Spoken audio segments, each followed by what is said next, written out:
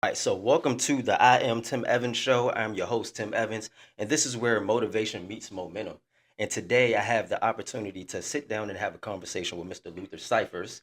I appreciate your time today, sir. Thank you, Tim. Appreciate you having me on, man. Indeed, indeed. So, what I'm hearing now is that you're running for state senate. Is that right? Yes, sir. That's right. Okay. John McGuire was our District 10 senator.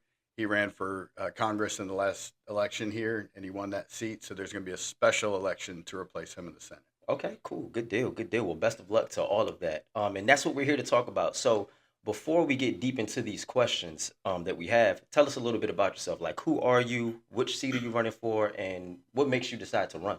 Sure. Yeah. So my name's Luther Cifers, and I'm a I'm a husband. I'm a father of five.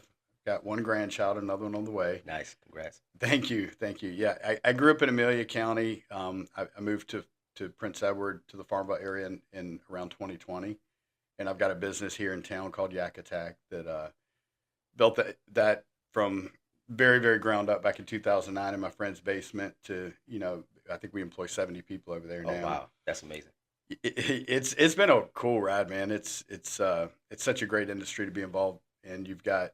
It's an enthusiast sport. It's fishing accessories, kayak fishing accessories. So it's an enthusiast sport. So customers really appreciate the work we do. And, it's just a very rewarding business to be involved with. But for me, the business got just bigger than I would say what I enjoy. I'm a problem solver. I like to find I like to find solutions in areas that need solutions and that where, people are having a hard time solving the problems. Okay.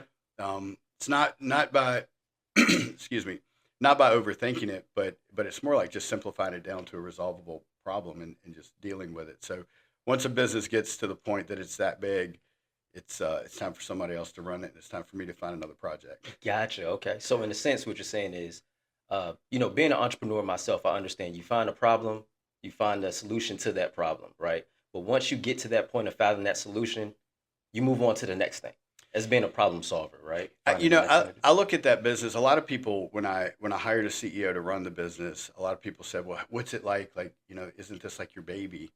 And I'm Right. like, "Well, that's actually a great analogy because the goal with your babies is for them to grow up and then walk on their own Right. and move into life on their own." So I view it more that way, is that the business, I did everything I could for that business, Hmm.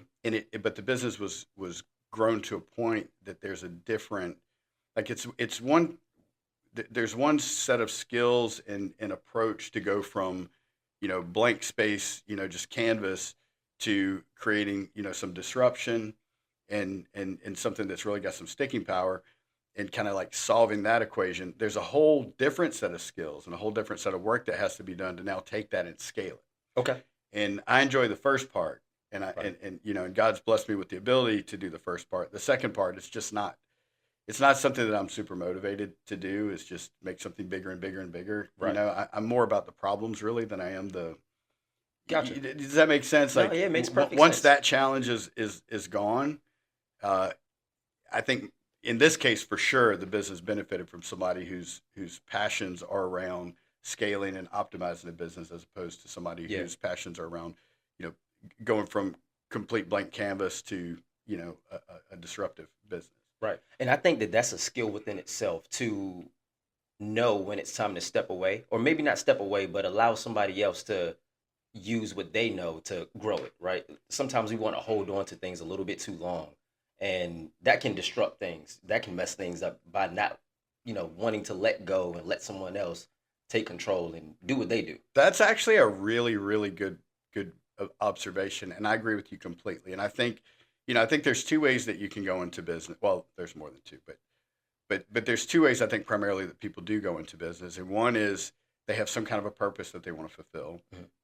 and the other is they have some kind of sense of self worth or accomplishment or power or whatever it is that they want to accomplish. They're two very different things. Okay. And I'm not necessarily judging on either one. What I'll say is that if you're purpose driven, it's a lot easier because when you feel like you've served your purpose, Hmm. your ego's not attached to it. You're not wrapped up emotionally in it. I'm emotionally attached to the business in that there's employees that started at the very bottom there that are now, have amazing careers, and I love the people. And, like I said, we work in a very a very thankful industry. I don't know if that's a good way to say that, but I cut my teeth in the automotive industry where your customers are basically your enemies. Right. And so to spend the last 15 years in a business where your customers are your friends Yeah. and they appreciate what you do. And when you make a mistake and you take care of the problem, they thank you for taking care of the problem instead of, just beating you up, which is what you get in the automotive industry.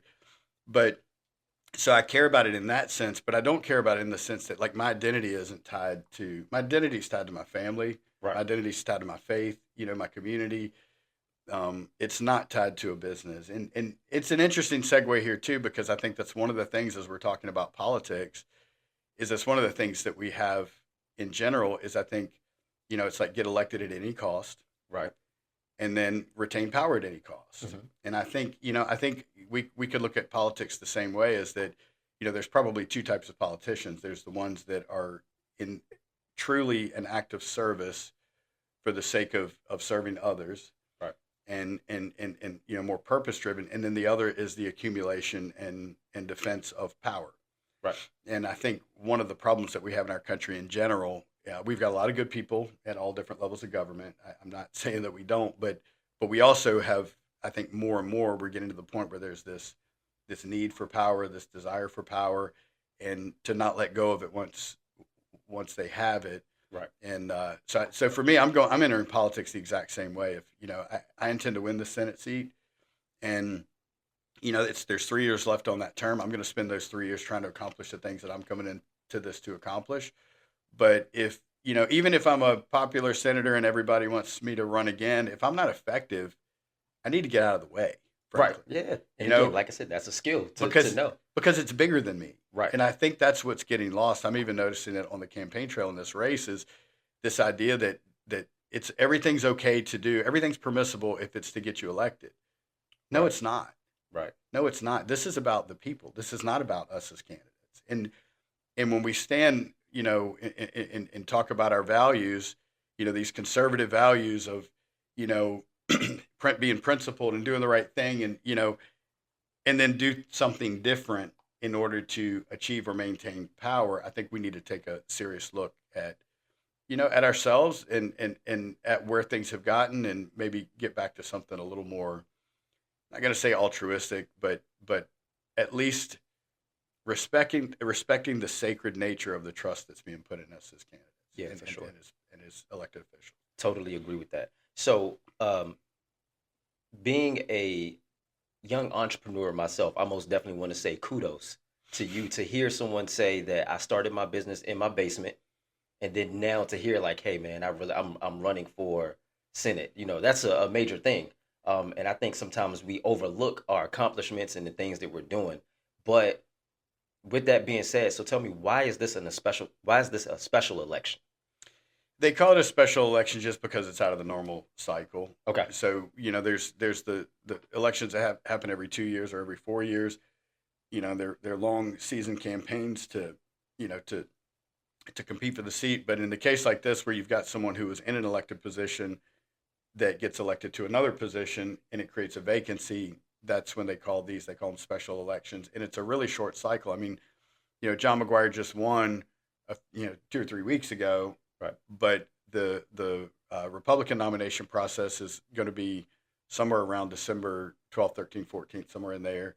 And the actual special election, I think it's supposed to be on January 7th. So it's a very, very quick, Yeah. process.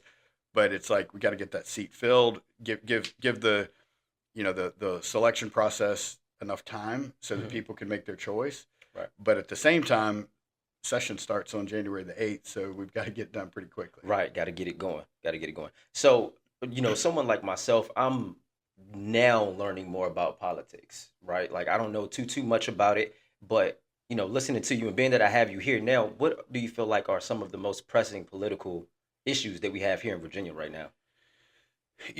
We have a divided government in Virginia right now. The legislature is Democrat and the executive branch, the governor is Republican. Hmm. So there's some, I think we spend a lot of time talking about the hot button issues. Yeah. And I know some things that are going to be hot button issues going into the next session is abortion is going to be one. School choice is likely to be one.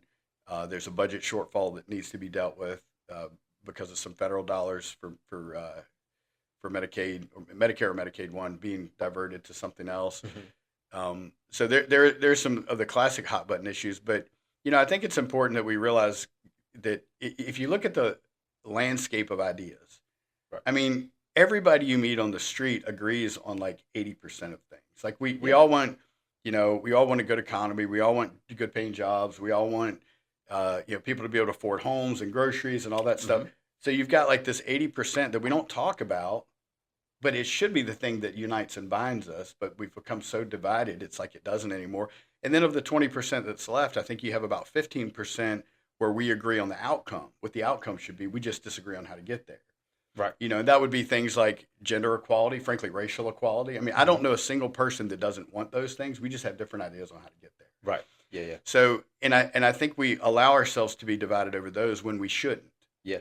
Yeah. because those we agree on the outcome. So let's have an intellectual, honest discussion, a cooperative discussion, and listen to each other instead of just this division. Yeah. I mean, Yeah. it's cancerous. So, like I said, I don't know too much about politics, so I never really dive deep into conversations with people about it because I want to make sure I know what I'm talking about when I speak to someone about something.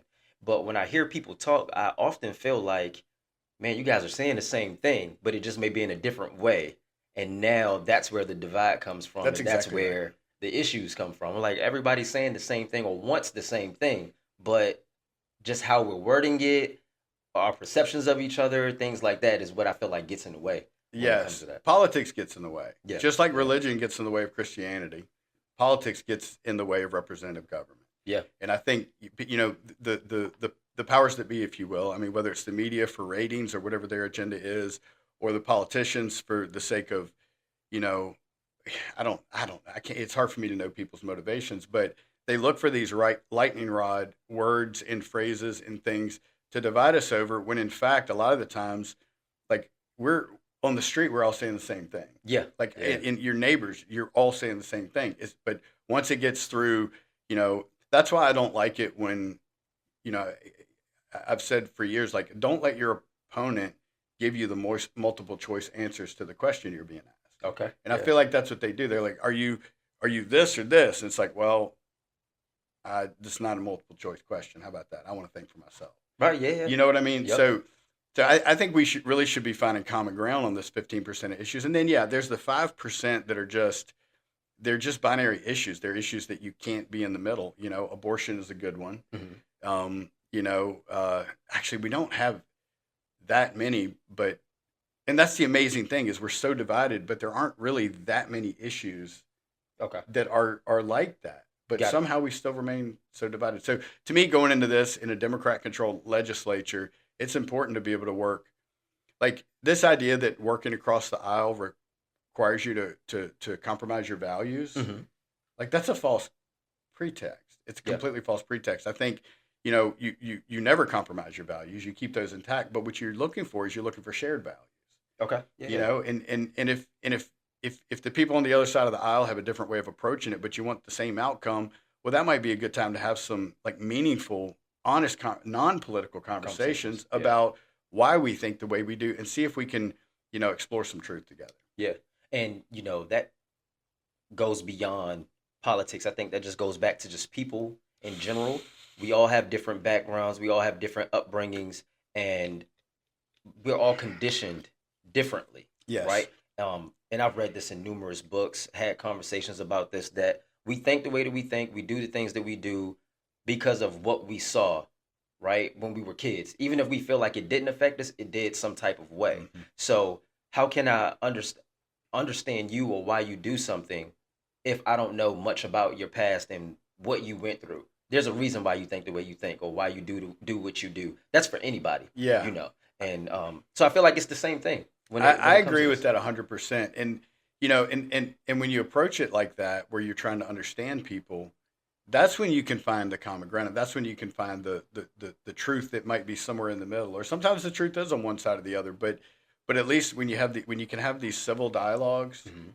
and actually spend some time together meaningfully in the arena of ideas, working through things. Yeah. I think we get a lot. We get a lot closer together. I think when we have these like hot button, politically divided, and we allow ourselves to be manipulated and divided in that way, I think that's when we just dig in, we put our blinders on, and we don't really understand other people. And hey, if you believe in, it doesn't matter whether you believe in whether you're more conservative or whether you're more liberal. If you believe in the idea that we're all created equally, Yeah. and that our society works best when we're working together, and I think everyone agrees with that. Hmm. You to go then to say, yeah, but in conversation you should shut people down and be dogmatic.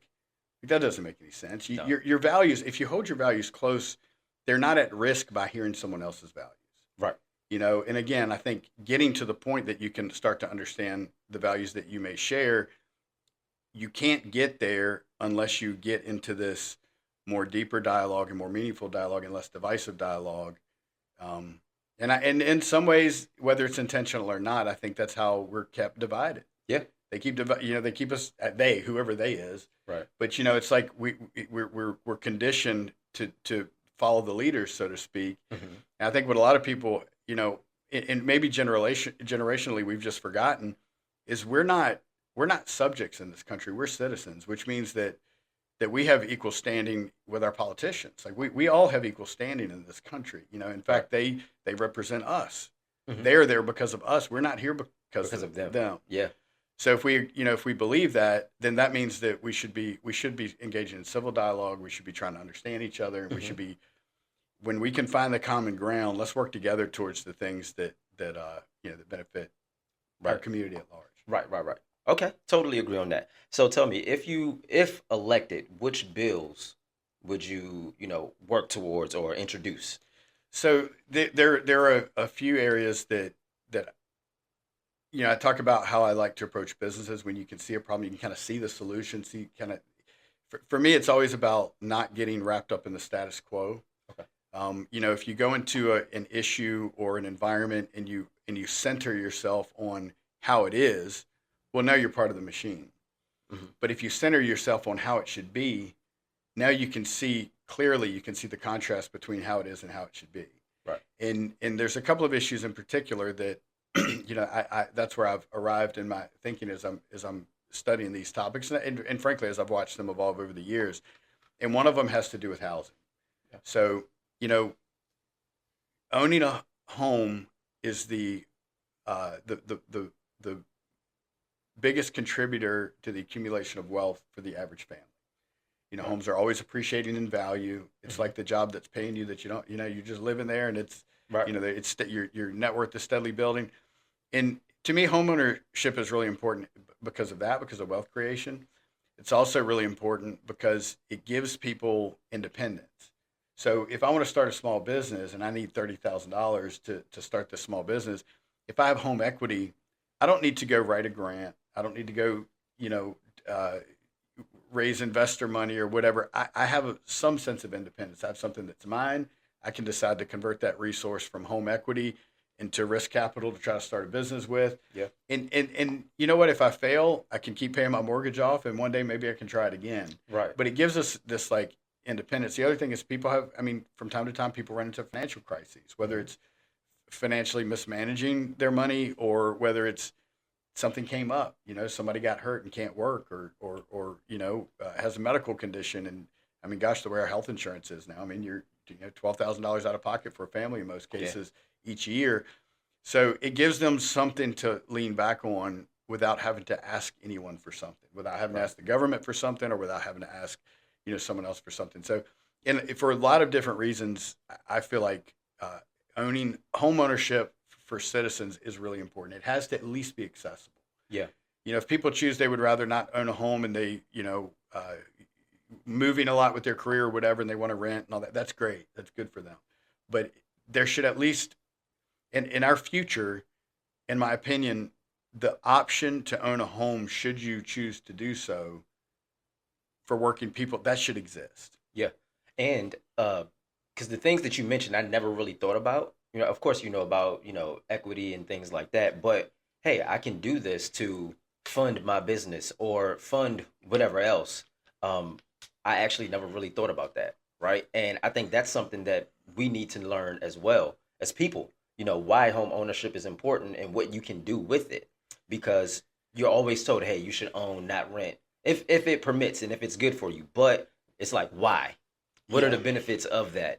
So being able to help with that, I think is amazing. And if we can teach people why it's important and the things that you can do with ownership, because Yeah. I think that goes we don't talk about that at all. Yeah. So we were talking about the school systems, and I know you were saying that you were a product of homeschool, Yeah. right? And I find that very interesting because that's something that I've kind of thought about for my kids. I have two kids, one 11 and one 6, Hmm. and we're talking about public schools. So what are some of the issues that you feel like are in public schools? I know we mentioned before about them being kind of outdated a little bit, so to speak. And I kind of feel like that too. Like school is the exact same as it was when I was there, when my parents were there. I'm like, times have changed. Kids are different now. They're more used to technology and That's things right. like that. And I think that plays a huge part when it comes to them learning in Yes. schools. I think in the, we'll just say in the old days, like when I was a kid, that was the old days.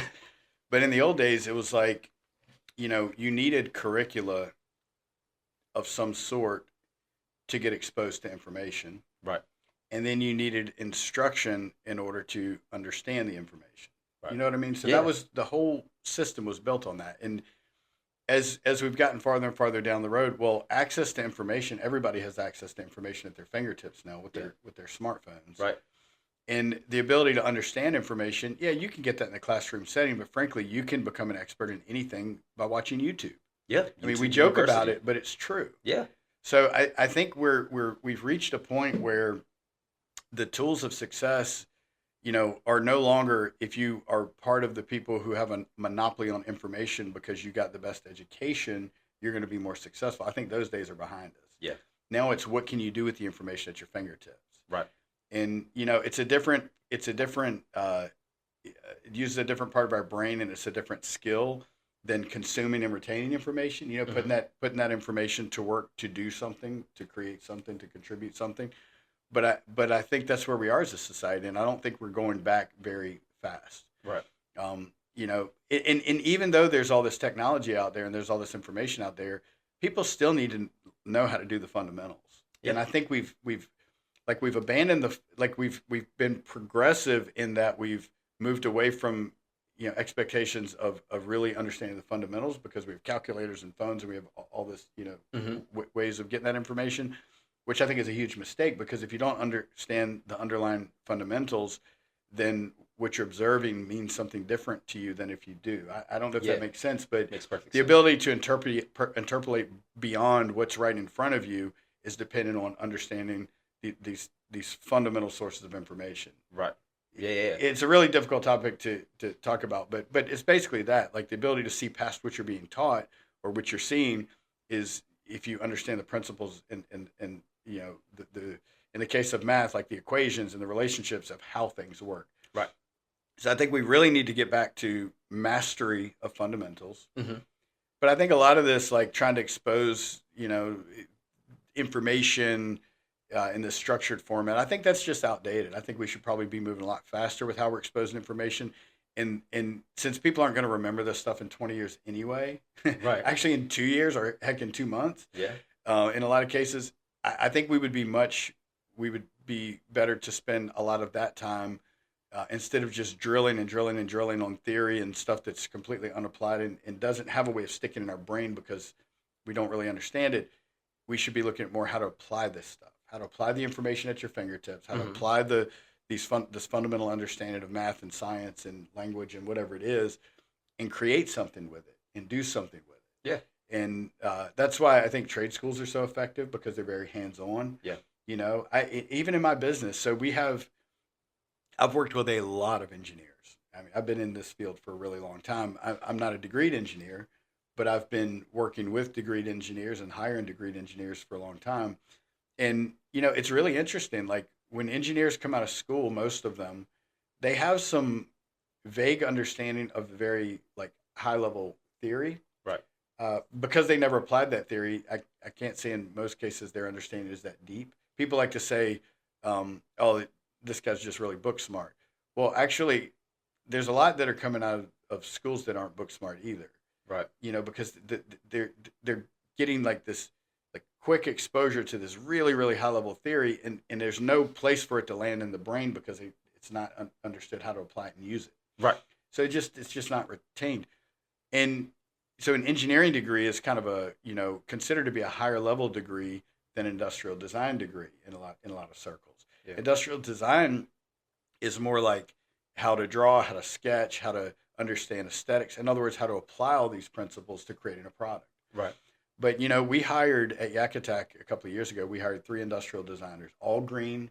I think one of them maybe had worked for a little while in a private sector job. The others only internships.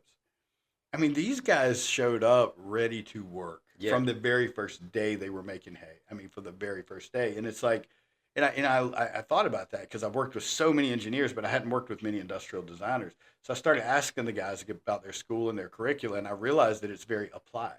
Yeah. It's how, you learn in the principle, but then you're only learning the principle because the very next step in that educational process is to learn how to apply the principle. Yeah. Very hands on. It's hands on, and that's things can stick in our brains much better for the average person. They stick in our brains much better when we know how they work and how to apply them than if we're just learning these facts that we can't relate to the real world. Yeah. And then it's being hands on means that there's repetition. That's right. So, and then repetition, that breeds results, that breeds the success. Doing something over and over and over and over again, they'll say, do it until you get it right, but really it's do it until you can't get it wrong.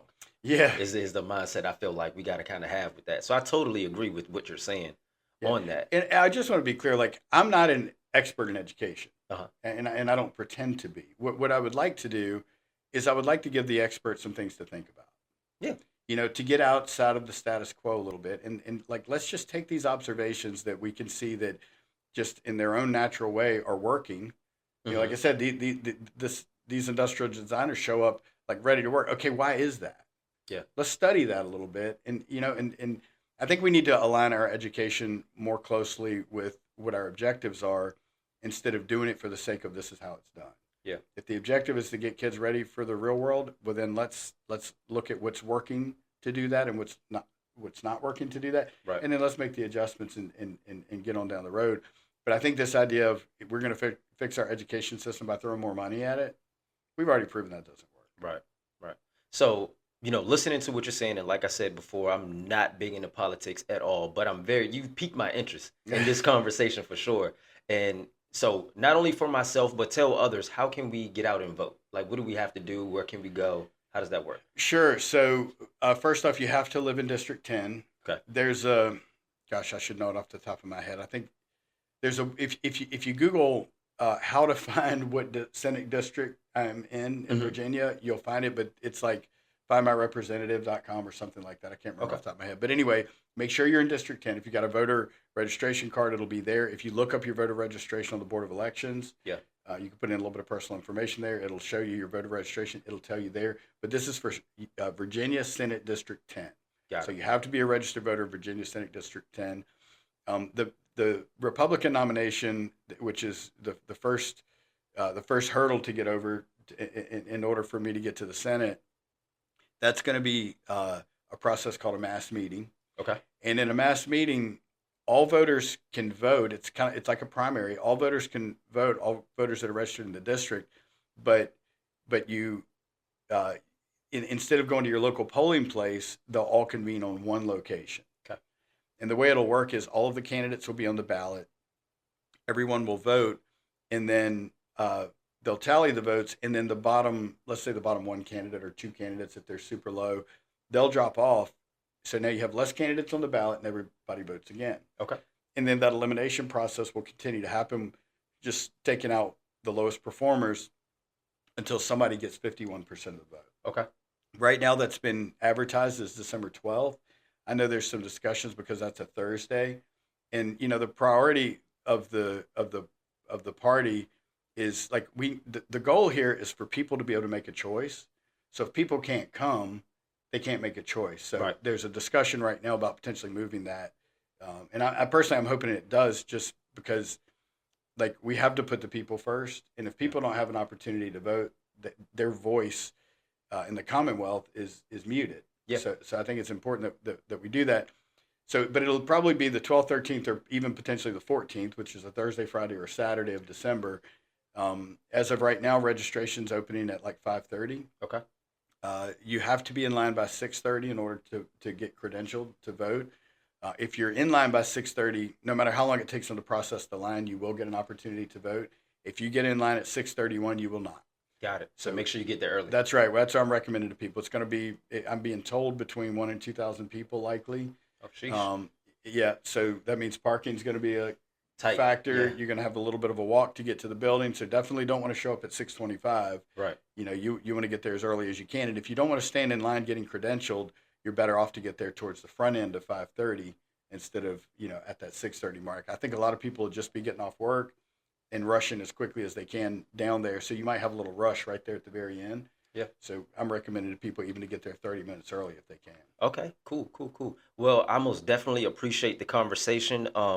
Before we finish up and wrap up everything, how can we stay up to date with what you got going on? Sure. So we've got a website, LutherCifers.com. Okay. It's so weird saying that. Saying to It's yourself. weird talking about myself too, but Right. it's yeah, you have to let people know gotta do it. what You you're gotta do about.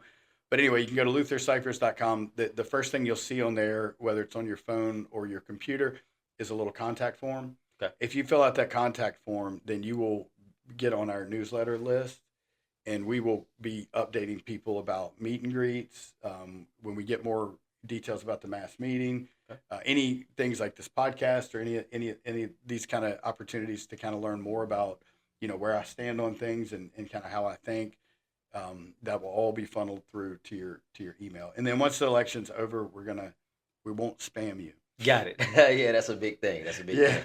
Well, again, man, I most definitely appreciate you coming by, stopping by, allowing me to have a conversation with you about this. If you ever have anything else you want to get out there and push out, more than welcome to stop by. Thank you, Tim. And I'm here to help. Hey, So I man, thank appreciate you. it. Yes, sir. Appreciate Mhm. you, man. All right.